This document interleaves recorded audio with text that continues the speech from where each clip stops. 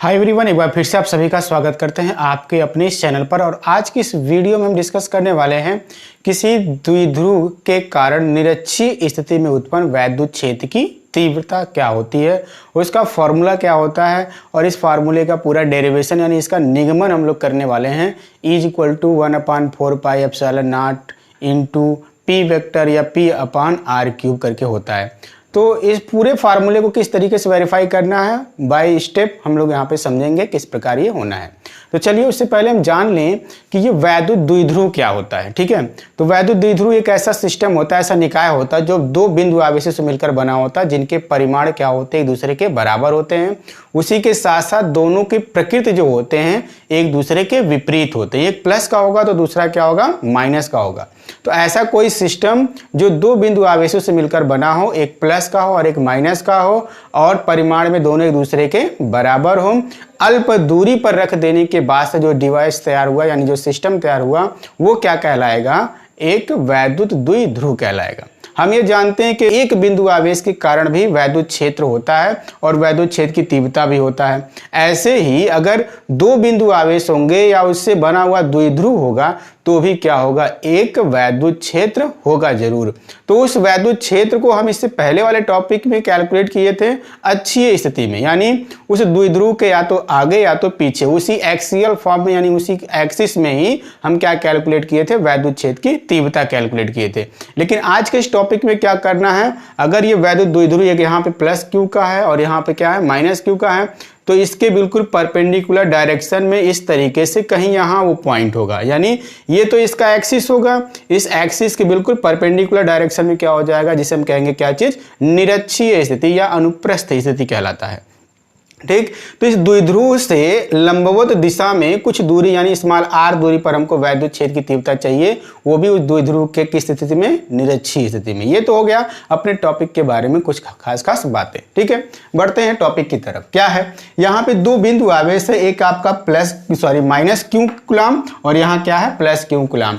इसको हम यहाँ पे बिल्कुल इस तरीके से डिनोट करके बना दिए। ये क्या है, अपना वैद्युत द्विध्रुव है, जिनके बीच की लंबाई कितनी है, टोटल मिला जुला करके यहाँ का यल और यहाँ का यल मिला के कितना है, 2l है। यानी ये तो हो गया वैद्युत द्विध्रुव। इस वैद्युत द्विध्रुव का जो मध्य बिंदु है वो कौन है, पॉइंट O है। इस पॉइंट O से लंबवत दिशा में ऊपर की तरफ यानी निरक्षीय स्थिति में एक बिंदु P है, जहां पर हमको वैद्युत क्षेत्र की तीव्रता ज्ञात करनी है। तो कितनी दूरी पर है, वो स्मॉल r दूरी पर है। बिल्कुल यहाँ पे हमने इसको भी क्या किया, डिनोट कर दिया है। ठीक, यहाँ पे एक आवेश है, यहाँ भी एक आवेश है। इस आवेश के द्वारा बिंदु P पर वैद्युत क्षेत्र की तीव्रता होगी, इस आवेश के कारण भी बिंदु P पर वैद्युत क्षेत्र की तीव्रता होगी। तो इस बिंदु के कारण यहाँ पर अगर कौन सा हो वैद्युत क्षेत्र की तीव्रता, अगर ये बिंदु B है तो यहाँ हमने डिनोट किया क्या चीज, EB वेक्टर के फॉर्म में। और इस आवेश के कारण इस बिंदु P के लिए उत्पन्न वैद्युत क्षेत्र की तीव्रता क्या है, EA वेक्टर है। ठीक है ना, तो ये दो वेक्टर क्वांटिटीज हैं, इन दोनों वेक्टर क्वांटिटीज को हमने EA वेक्टर और EB वेक्टर के फॉर्म में यहाँ पे क्या कर दिया, रिप्रेजेंट कर दिया। ठीक है, अब अगर बात कर लें ये जो त्रिभुज बनता है ABP, ये जो त्रिभुज है वो कैसा त्रिभुज होता है, एक समद्विबाहु त्रिभुज होता है। तो एक समद्विबाहु त्रिभुज में मतलब दो भुजाएं आपस में क्या होंगी, बराबर होंगी। यानी ये भुजा इस भुजा के क्या होगा, बराबर होगा। वो कैसे बराबर होगा, देख लेते हैं। अगर ये क्या है, R है और ये क्या है, L है, तो ये एक प्रकार का क्या है, एक समकोण त्रिभुज है। अभी सारा का सारा डिटेल हम यहाँ लिखे भी हैं, बट यहाँ क्या सब कुछ ऐसे पहले समझ लेते हैं। एक ट्रायंगल क्या है, एक समकोण त्रिभुज है। इस समकोण त्रिभुज के लिए हम क्या कर लेते हैं, कर्ण को कैलकुलेट कर लेते हैं, जिसे क्या कहते हैं, हाइपोटेनियस। तो L square plus R square का स्क्वायर रूट वैल्यू क्या हो जाएगा, BP हो जाएगा।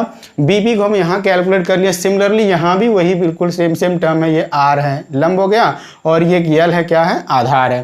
तो लंब और आधार के लिए अगर हम कर्ण को निकालेंगे तो अंडर रूट क्या हो जाएगा, R square plus L square हो जाएगा। ठीक, यानी दोनों तरफ से ये टर्म क्या हो जाता है, बिल्कुल सेम आता है। अब ये कंफर्म हो जाता है कि नहीं कि एक समद्विबाहु त्रिभुज है, बिल्कुल ये क्या है, समद्विबाहु त्रिभुज है। ठीक, उस समद्विबाहु त्रिभुज के लिए इस एंगल को और इस एंगल को भी हम क्या दिखाएंगे, सेम दिखाएंगे, क्योंकि ये क्या है, आइसोस्केलस ट्रायंगल है, जिसे क्या कहते हैं हम लोग, समद्विबाहु त्रिभुज कहते हैं। अगर ये थीटा तो ये भी क्या होगा, थीटा हो जाएगा। ठीक, अभी क्या करना है, ये दो वेक्टर अपने पास EA वेक्टर और EB वेक्टर, इन दो वेक्टरों का हमको क्या निकालना पड़ेगा, कंपोनेंट निकालना पड़ेगा, जब जो कि यहाँ पे हम इसको अलग से डिफाइन किए हुए देख सकते हैं। ये आपका EA वेक्टर और ये आपका क्या है, EB वेक्टर। ठीक, अभी EA को ध्यान में रखते हैं। EA का जो डायरेक्शन है वो नीचे की तरफ ही क्यों है, क्योंकि ये क्या है, माइनस का चार्ज है, तो माइनस के चार्ज की तरफ ही इलेक्ट्रिक फील्ड का डायरेक्शन होता है। अगर रफली कहीं बात की जाए, माइनस का कोई चार्ज है तो इस डायरेक्शन में इलेक्ट्रिक फील्ड बल रेखाएं जो होती हैं या फिर वैद्युत बल रेखाएं होती हैं वो डायरेक्शन होता है। अगर यही प्लस का हो गया तो इसके परपेंडिकुलर बाहर की तरफ होंगी, तो यहाँ ये प्लस का आवेश है, इस बिंदु के लिए क्या है, बाहर की तरफ है, और यहाँ के लिए क्या है, भीतर की तरफ है। तो ये दो बातें तो बिल्कुल क्लियर हमको पता होना चाहिए, ताकि हम ये कंफर्म कर सकें कौन किसके लिए इलेक्ट्रिक फील्ड है। ठीक है, तो EA का अगर हम कंपोनेंट निकालिए कितना है, थीटा है। इसी थीटा एंगल के लिए अगर हम क्या करते हैं, EA का कंपोनेंट निकालें, हॉरिजॉन्टल कंपोनेंट, जिसे क्षैतिज घटक कहते हैं, क्योंकि हम जानते हैं वेक्टर क्वांटिटीज का क्या होता है, कंपोनेंट निकाला जाता है एक्स एक्सिस के अलॉन्ग भी और वाई एक्सिस के अलॉन्ग भी। तो एक्स एक्सिस के अलॉन्ग अगर हम निकालते हैं तो ये क्या बन जाएगा, यहाँ का ये क्या है, EA है, तो EA cos थीटा, ये वाले डायरेक्शन में क्या हो जाएगा, EA cos थीटा हो जाएगा। दूसरा टर्म क्या हो जाएगा, EA sin थीटा, ये इस डायरेक्शन में काम किया। अगर इसके परपेंडिकुलर की बात करेंगे तो ये नीचे की तरफ बनेगा EA sin थीटा। सिमिलरली एकदम बिल्कुल EB के भी साथ होना है, क्योंकि ये थीटा है तो ये करस्पॉन्डिंग एंगल से, अगर ये थीटा तो ये भी क्या होगा, थीटा। अगर ये क्या है, अल्टरनेट इंटीरियर एंगल से इक्वल, क्योंकि ये लाइन इस लाइन की क्या होगी, पैरेलल होगी, तो थीटा ये भी हो जाएगा। ठीक, तो EB का जो कंपोनेंट हम निकालने वाले, EB का क्या बनेगा, EB sin theta, sorry horizontal direction में क्या होगा, EB cos थीटा होगा, क्योंकि ये हो जाएगा हॉरिजॉन्टल डायरेक्शन, और इसी के परपेंडिकुलर डायरेक्शन में बन जाएगा क्या चीज, EB sin थीटा।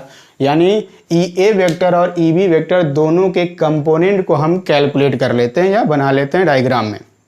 ठीक, ये दोनों के दोनों मैग्नीट्यूड में इक्वल होते हैं, बट डायरेक्शन में क्या है, एक दूसरे के अपोजिट हैं, इसलिए ये एक दूसरे को क्या करेंगे, कैंसिल आउट कर देते हैं। तो बचता कौन है, इस डायरेक्शन में जो E वेक्टर है, एक होता है EA cos थीटा, दूसरा क्या होता है EB cos थीटा, जिनको हम क्या करते हैं, ऐड करते हैं। यानी एक ही डायरेक्शन में दोनों के दोनों बने हैं, तो इनको सीधे सीधे आप क्या कर सकते हो, ऐड कर सकते हो। क्यों, क्योंकि वेक्टरों के बीच का अगर एंगल 0 डिग्री है तो वो सीधे सीधे क्या हो जाता है, ऐड हो जाता है। तो EA cos theta plus EB cos theta दोनों क्या हुआ, ऐड हो गया। ठीक, ये तो हो गई फिगर के बारे में सारी बातें।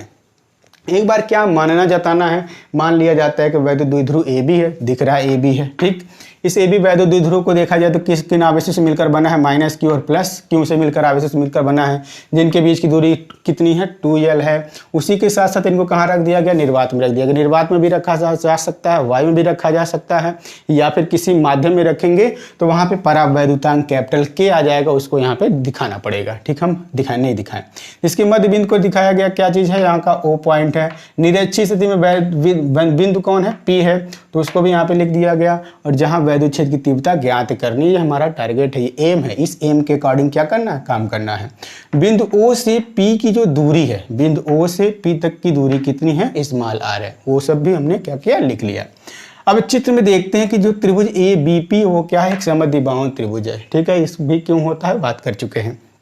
ठीक, BP को कैलकुलेट भी कर लिए, क्योंकि क्या है, एक समकोण त्रिभुज है ये, और एक समकोण त्रिभुज के कर्ण को अगर कैलकुलेट करना है तो लंब और आधार के वर्गों को जोड़ के क्या करना है, उसका वर्गमूल निकाल लेना, जबकि यहाँ पे वही काम किया गया। हो गया ये भी। प्लस क्यू के कारण आवेश, जो प्लस क्यू का जो आवेश है उसके कारण वैद्युत क्षेत्र की तीव्रता अगर EA है, माइनस क्यू के द्वारा क्या है, EB है, तो EA को कैलकुलेट करते हैं। ठीक, इस चैप्टर में सबसे पहला फार्मूला, अगर इलेक्ट्रिक फील्ड के लिए अगर किसी बिंदु आवेश के कारण कुछ दूरी पर उत्पन्न निकालना था तो यही फार्मूला था, E इज इक्वल टू क्या चीज़, 1/4 pi epsilon naught into Q by R square करके। ठीक है, तो उसी फार्मूले को यहाँ अप्लाई करना है। EA is equal to 1/4 pi epsilon naught into Q upon BP square. देखें, इस आवेश के द्वारा यहाँ पर इतनी दूरी पर वैद्युत क्षेत्र की तीव्रता दूरी कौन है, ये है। उसको कैलकुलेट करेंगे तो अभी तो हमने BP का स्क्वायर ही लिख दिया, और BP इज इक्वल टू क्या, √R square plus L square का स्क्वायर रूट वैल्यू, और उसी के स्क्वायर को हमने लिखा हुआ है। नेक्स्ट लाइन में क्या हुआ, ये स्क्वायर रूट यहाँ से हट जाएगा, क्योंकि यहाँ पे क्या है, स्क्वायर लगा हुआ है। इसको एक क्वेश्चन नंबर फर्स्ट रेडी कर देंगे। ठीक, सिमिलरली यही काम करना है माइनस Q आवेश के कारण। दोनों में अंतर बस इतना है, इनका डायरेक्शन अलग अलग है, लेकिन मैग्नीट्यूड क्या होगा, दोनों का इक्वल होगा। क्यों, क्योंकि ये डिस्टेंस क्या है, सेम सेम है। चार्ज जो है एक प्लस क्यू है और एक माइनस का क्यू है।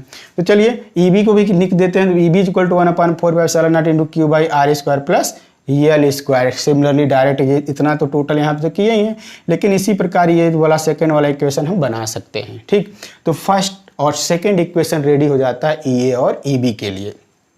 अब हम ये लिखेंगे कि बिंदु P पर कुल वैद्युत क्षेत्र की तीव्रता कितनी है, E हो। ठीक है, बिंदु P पे टोटल इलेक्ट्रिक फील्ड कितना है, E वेक्टर है। तो उस E को कैलकुलेट करें तो दोनों को क्या करना है, ऐड करना है। तो ऐड करके हमने लिख दिया। अब ये जानते हैं ये is equal to B first और सेकंड से दोनों सेम सेम है मैग्नीट्यूड में। अगर सेम सेम है तो हम क्या लिख सकते हैं, 2EA cos theta. Same same है तो इसी EB की जगह पे क्या लिखेंगे, EA लिख देंगे और सीधे सीधे क्या हो जाएगा, ये ऐड हो जाएगा। उसको हमने लिखा नहीं बट ये जान लीजिए एक दूसरे से वो ऐड होकर के 2EA cos थीटा हो जाएगा। ठीक, अब हम EA की वैल्यू जानते हैं, इक्वेशन फर्स्ट से इतना है। तो उसके प्लेस पे हमने क्या किया, लिख दिया 2 into 1/4 into Q by in bracket R square plus L square into cos theta. ठीक, कॉस थीटा की वैल्यू एक अननोन बना हुआ है, अब उसको कैलकुलेट करना रह जाता है। तो क्या करना है, इसको फिर नेक्स्ट लाइन में ला करके ये पूरा का पूरा एक इक्वेशन बना करके हम छोड़ दिए। अभी क्या यहाँ पे कॉस थीटा की वैल्यू देख लेते हैं क्या है। कॉस थीटा की वैल्यू अपने पास क्या है, देख सकते हैं किस ट्रायंगल में, ट्रायंगल OBP में चलते हैं। OBP ट्रायंगल जो है अपना, उस ट्रायंगल में चलते हैं। उस ट्रायंगल में देखें cos theta. Cos theta is equal to किसी भी राइट एंगल ट्रायंगल में क्या होता है, बेस अपन हाइपोटेनियस होता है, यानी आधार अपन क्या हो जाएगा, कर्ण हो जाएगा। आधार कितना है, यल है, और कर्ण कितना, √r square plus L square. तो cos theta is equal to OB upon BP हमने लिख दिया। OB की वैल्यू क्या है, यल है, और BP की value √r square plus L square. ठीक, ये कॉस थीटा की वैल्यू क्वेश्चन नंबर 3 में हम क्या करेंगे, पुट करेंगे। ठीक है, तो पुट कर दिया जाता है, क्या हो जाएगा, ये रखते ही 2Q यल बाई अपान में क्या हो जाएगा, R square plus L square in bracket √r square plus L square. Under जब भी किसी के ऊपर लगता है तो समझ लीजिए उसका मीन्स क्या हुआ, 1/2। ठीक है, तो R square plus L square पहले से है, और ये R square plus L square में पावर 1/2 है। ये पावर 1 और यहाँ का पावर 1/2 दोनों आपस में ऐड हो जाएगा तो क्या हो जाएगा, यानी 1 + 1/2 इज इक्वल टू क्या हो जाएगा, 3/2। ठीक, तो नेक्स्ट लाइन में यही काम किया गया। ठीक है, क्या होता है, P = Q × 2L भी होता है, उसको यहाँ पे यूज कर लेंगे इसके प्लेस पे, और उसी के साथ साथ इन दोनों को हम सिंप्लीफाई कर लेंगे, R square plus L square पे होल पावर क्या चाहिए, 3/2, और जो भी कुछ जैसा था उसको वैसे ही राइट कर लेंगे। ठीक है, नेक्स्ट लाइन में क्या करना है, ये जो आर की वैल्यू होता है यल के कंपेरिजन, हम पहले बता चुके, जो वैद्युत द्विध्रुव होता है उन दो आवेशों के बीच की दूरी क्या होती है, बहुत ही सूक्ष्मतम होती है, छोटी होती है। तो छोटी होती है तो आर की कंपेरिजन बहुत छोटी होती है वो। ठीक है, तो आर ग्रेटर देन यल, और आर स्क्वायर की बात अगर करेंगे तो ग्रेटर देन यल स्क्वायर रहेगा। ऐसा लगेगा जैसे कि आर स्क्वायर की तुलना में यल स्क्वायर का कोई वैल्यू ही नहीं है, तो उसको क्या करना है, यहाँ पे छोड़ देना है बिल्कुल। अब आर स्क्वायर यानी आर स्क्वायर पे पावर देख सकते हैं यहाँ पे क्या है, 3/2 है। 2 से 2 क्या होगा, कैंसिल हो जाएगा, बचेगा क्या चीज़, ओनली r³। ठीक, ये हमने P तो यूज कर लिया, ये तो हो गया अभी केवल और केवल परिमाण के फॉर्म में। ठीक है, अगर इसको हम क्या करते हैं, वेक्टर के फॉर्म में लिखना चाहते हैं तो E vector is equal to 1/4 ये देखिए माइनस का साइन यूज करेंगे। क्यों माइनस का यूज करेंगे, ये खास बात है। क्यों, क्योंकि ये P का डायरेक्शन में जानते हैं माइनस से प्लस की ओर होती है। जो वैद्युत द्विध्रुव आघूर्ण होता है वो क्या है, वो माइनस से प्लस की ओर होता है। द्विध्रुव का आघूर्ण क्या है, माइनस से प्लस की ओर डायरेक्शन में। लेकिन उसी के साथ साथ यहाँ हम देख रहे हैं इसके कंपेरिजन, यहाँ पे E का जो डायरेक्शन एक दूसरे के बिल्कुल विपरीत दिशा में है, अपोजिट डायरेक्शन में है। तो वेक्टर के फॉर्म में जब इक्वल दिखाएंगे तो माइनस का साइन तो लेना ही पड़ेगा। ठीक है, तो ये वेक्टर के फॉर्म में माइनस के साइन को दिखाएंगे, और मैग्नीट्यूड के फॉर्म में सिंपली दिखा देंगे E = 1/4 इंटू Q/r³। ठीक है, ये सारे टॉपिक्स बेहद इंपॉर्टेंट पॉइंट्स में से एक है। यहाँ समझने वाली बात बिल्कुल यही है, एक बार फिर से बता दें, ये EB डायरेक्शन में आपका EB क्या है, एक यहाँ इस चार्ज की वजह से इलेक्ट्रिक फील्ड, और एक EA है जो इस आवेश की वजह से इस बिंदु पर उत्पन्न वैद्युत क्षेत्र है। इन दो वैद्युत क्षेत्रों को अगर आप वेक्टर के फॉर्म में कर लिख लेते हैं तो उसका क्या करना है, कंपोनेंट निकालना है। कंपोनेंट निकालने के लिए बिल्कुल यही काम है, देख सकते हैं यहाँ से ई ए का अगर हम कंपोनेंट निकालते हैं एक्स एक्सिस के अलॉन्ग थीटा एंगल पर तो क्या बनेगा, ई ए कॉस थीटा बनेगा। ठीक है, वर्ड इसी के परपेंडिकुलर डायरेक्शन में ये बनेगा नीचे की तरफ, तो ये क्या हो जाएगा, ई ए साइन थीटा। दूसरा क्या है अपने पास, ई बी है, तो ई बी का एक्स एक्सिस के अलॉन्ग कैलकुलेट करेंगे कंपोनेंट तो क्या होगा, ई बी कॉस थीटा ये हो गया, और इसके परपेंडिकुलर में तो ये हो जाएगा ई बी साइन थीटा। एक दूसरे के विपरीत दिशा में होने की वजह से ये दूसरे को क्या करेंगे, ये कैंसिल आउट कर देंगे। बचेगा क्या चीज़, आपका यही दोनों, जिनको क्या कर लेना है, ऐड करके, क्योंकि एक ही डायरेक्शन में है तो उनको क्या कर लेना है, ऐड कर लेना है। ठीक, तो ई वेक्टर तक हम आ जाएंगे यहाँ तक। ठीक है, उसके बाद सारे वैल्यूज को यूज करना है और एक मैथ के छोटे से प्रॉब्लम की तरह इनको क्या कर देना है, सॉल्व कर देना है। अपने हाथ में ये बिल्कुल रिजल्ट आ जाता है। ये आए दिन एग्जाम में अक्सर आता रहता है और ये इंपॉर्टेंट टॉपिक्स में से एक बार फिर कह रहे हैं, बहुत ही ज़्यादा इंपॉर्टेंट टॉपिक्स में से एक है। एक अच्छी स्थिति, दूसरा क्या है, निरच्छी स्थिति। ठीक, तो इसी के साथ साथ अगर ये टॉपिक समझ में आया हो तो बिल्कुल लाइक करें, वीडियो पर कमेंट करें और ज़्यादा से ज़्यादा शेयर करें। ठीक है, धन्यवाद।